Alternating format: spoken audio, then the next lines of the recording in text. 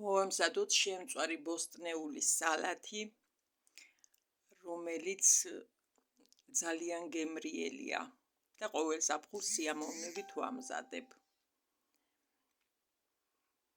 ამისათვის არ გვჭირდება ბევრი ინგრედიენტები, გამოდის ძალიან გემრიელი და არის სასარგებლო. ამ ყველაფრისთვის გამოვიყენე 1 კილოგრამი ბადრიჯანი, რომელიც დავჭერი ესე ჭხირებად და მარილ მოყრილი გავაჩერე ცოტა ხანს, რადგან წვენი გამოეყო. დავჭერი ასევე გრძლად წითელი ბულგარული წიწაკა, დავჭერი გამოვიყენე 6 წიწაკა, დავჭერი აგრეთვე 6-7 თავი წითელი ხახვი და პირველ რიგში საჭირო რაოდენობის ზეთში მოვშუშე, უფრო სწორად შევწვი ბადრიჯანი. ხშირი ამორევით, რადგან ყველგან თანაბრად შემწვარიყო და კარგად დარბილებულიყო. ამისთვის გამოვიყენე ტაფაქვაბი.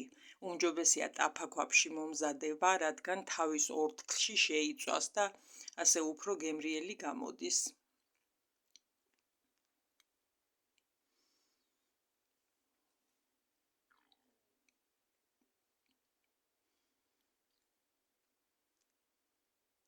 შეწვის დროს, რა თქმა უნდა, ახლოს უნდა ვიდგეთ, რომ არ მიიწვას და ყველა მხრიდან თანაბრად დაიბრაწოს.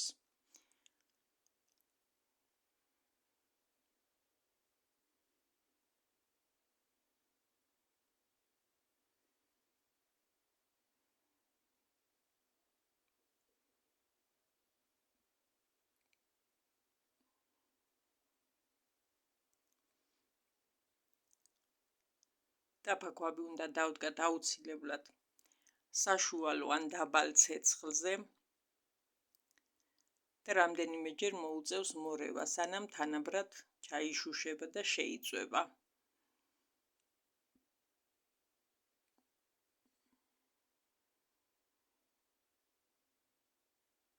ამაში რთული არაფერი არ არის, ძალიან მარტივი რეცეპტია.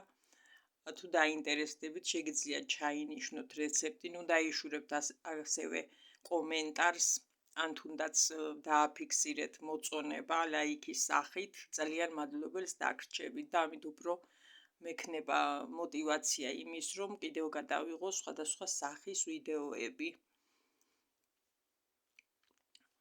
აი ესე დაიბრაცა ჩვენი ბადრიჯანი, რომელიც ამოვიღეთ ცალკე ჯამში. და ამავე ტაფაში დავამატე ზეთი და აგრეთვე შევწვი ბულგარული წიწაკაც. ბულგარული მქონდა მე წითელი ბულგარული, მაგრამ შეგიძლიათ გამოიყენოთ როგორც ყვითელი, ასევე მწვანე ბულგარული, უფრო მრავალფეროვანი და უფრო გემრიელი გამოვა, მაგრამ ამჯერად მქონდა მე მხოლოდ და მხოლოდ წითელი ბულგარული, რომელიც გავათავისუფლე შიგ თავისისგან და დავჭერი წვრილ ჭხირებად. დავამატე საჭირო რაოდენობის ზეთი, რომ არ მიიწვას ტაფაზე და გადავიტანე მასში წითელი ბულგარული წიწაკა. ამასაც რამდენიმეჯერ დაჭირდა მორევა, კარგად ჩაიშუშა და დარბილდა. მომზადების პროცესში აქვს სასიამოვნო სურნელი.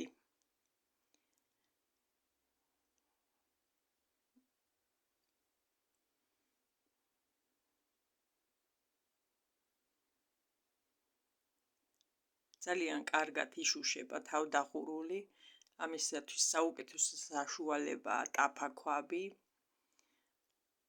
რომელსაც თითქმის ყოველდღიურად ვიყენებ კერძების მომზადებისას.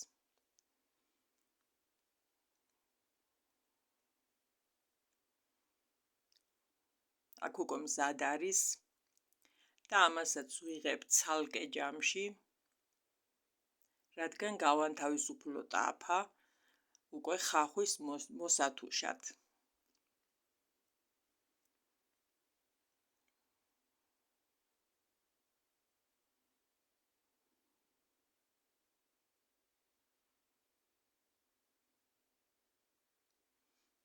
მოგეხსენებათ, ბადრიჯნისგან ძალიან ბევრნაირი კერძის მომზადება შეიძლება და ერთ-ერთი გემრიელი არის სწორედ ეს ამგვარი სალათი, რომლის ძირითადი ინგრედიენტი არის ბადრიჯანი.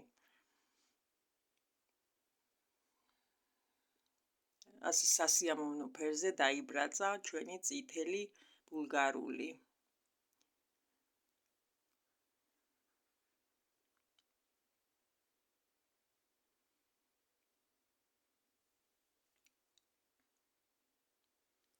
ახლა კვლავ ვამატებ ცოტა ოდენზეც ტაფაში და გადამაქვს უკვე წვრილად დაჭრილი ხახვი. გამოვიყენე აქ 6-7 თავი ხახვი და მოვთუშე გაოქროს ფრებამდე.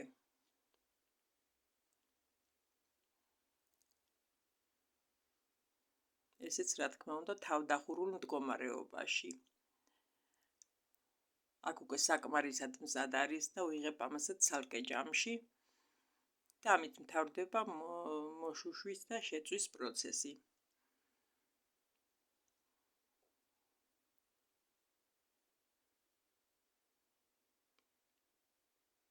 გამოიყენება ასევე თეთრი ხახვიც, მაგრამ ამ შემთხვევაში მქონდა წითელი ხახვი, თუმცა ორივე ხახვით ძალიან გემრიელი გამოდის.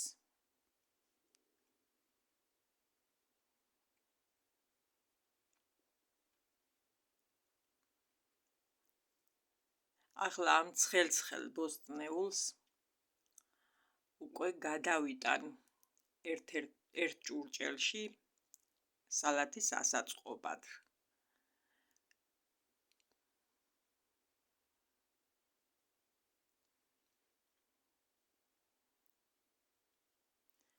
პირველ რიგში ვათავსებ შემწვარ ბადრიჯანს,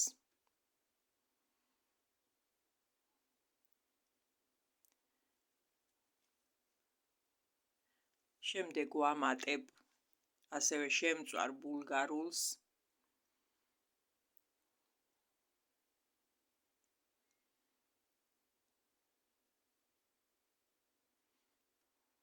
ვამატებ ასევე მოთუშულ ხახვს,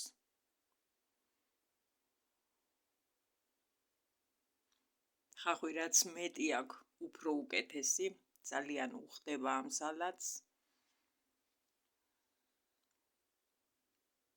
და ახლა ვამატებ მწვანილებს. ამ შემთხვევაში გამოვიყენე ოხრახუში, ქინძი, ცოტაოდენი ცერეცო, ნიახური და გამოვიყენე 5-6 კბილი ნედლი ნიორი, რომელიც თხლად დავთალე. მწვანილები და ნიორი უხდება ცოცხალი სახით.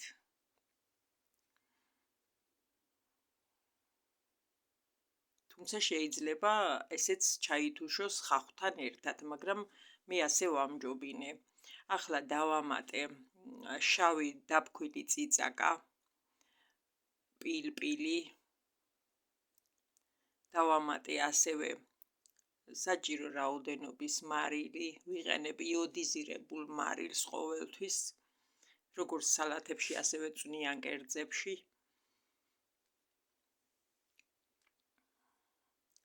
დავამატე უკვე სახლის ძმარი, რქაწითელის ძმარი. ესეც თქვენი გემოვნების მიხედვით შეგიძლიათ დაამატოთ, ვისაც უყვარს ცოტა ცხარე სალათი, შეგიძლიათ მეტი დაამატოთ, მე ვარაუდი თვალის ზომით დავამატე. ამოურიე ეს ყველაფერი კარგად, ამოურიე ჩანგლით, რათა ყველაფერი თანაბრად გადანაწილებულიყო ერთმანეთში და უგემრიელესი სალათი უკვე მზად არის. სასურველია მირთმევამდე დავაცადოთ 9 საათი ან 1 საათი, რადგან ყველაფერი განსაკუთრებით ძმარი კარგად გაუჯდეს ამ ყველაფერს.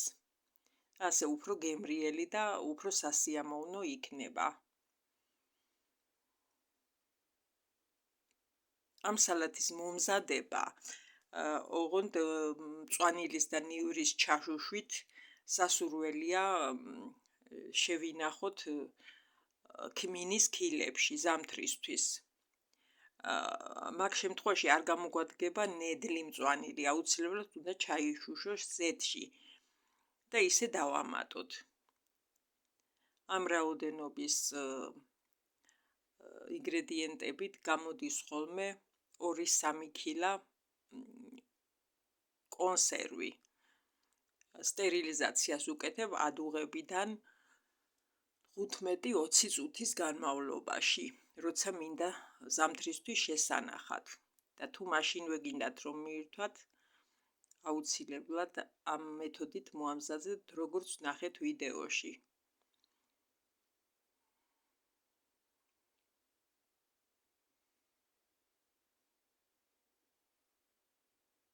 დიდი თხოვნა მექნება გამოხატეთ თქვენი მოსაზრება ამ ვიდეოზე.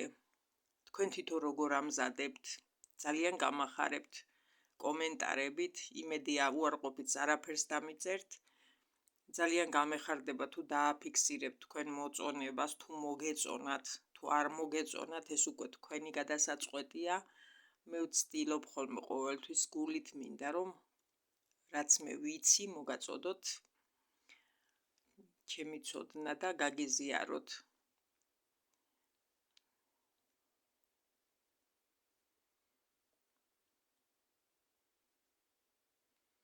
ვისაც არ გამოგიწერიათ ჩემი გვერდი, დიდი თხოვნა მექნებათ გამოიწეროთ, ეს უფრო მეტ სტიმულს მომცემს, რადგან მომავალში გადავიღო კიდევ სხვა გემრიელი რეცეპტები, გაგანდოთ ჩემი გამოცდილება და ცოდნა. უღრმესი მადლობა იმისათვის, რომ უყურეთ ამ ვიდეოს.